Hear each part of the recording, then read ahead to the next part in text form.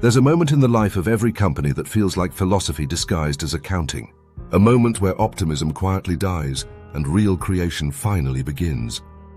Entrepreneurs call it the second valley of death. And honestly, that name is generous. This valley doesn't kill ideas. It kills companies that already exist.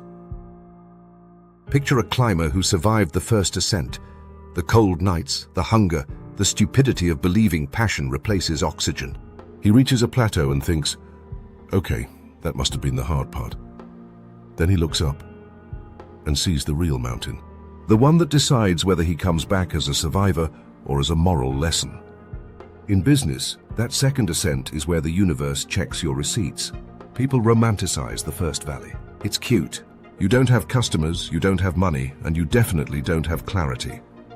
You're basically a dream with a debit card. If you die there, you die quietly. Nobody notices, not even the algorithm. But the second valley is different. By then, you already sell something. You already hire people. Real customers expect real things. Suddenly the company breathes, grows, demands, and then one afternoon you look at the numbers and realize a terrifying truth. It's not enough.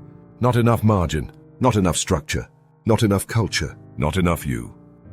The second valley doesn't ask, can you dream? It asks, can you sustain reality?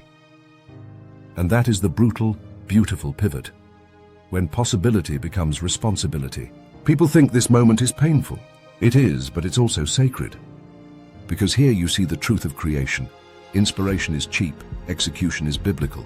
Anyone can sketch an idea on a napkin. Only a few can survive payroll on a Wednesday night. This is where founders age 10 years in one, where employees grow spines or vanish, where leaders actually become leaders, not because they want to, but because everyone else is scared and someone has to keep the lights on.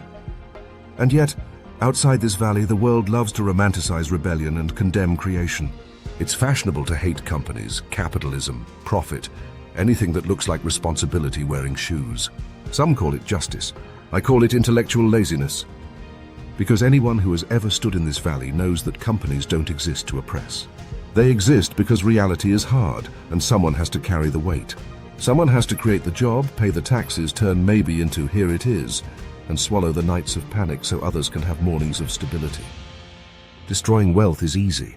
A single tweet can tank billions. Your ideology can tank even more.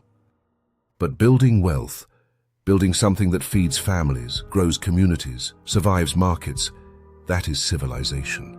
That is creation in its least poetic, most essential form. And here's the uncomfortable part. The people who scream the loudest about the evils of business usually do it from the comfort of a product built by someone who survived a valley they themselves would never dare to enter.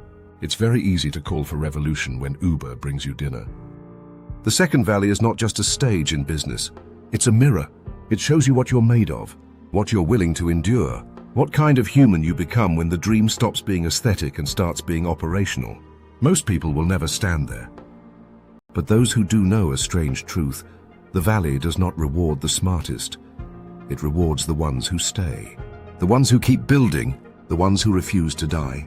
The ones who understand that value creation isn't exploitation, it's the backbone of the world.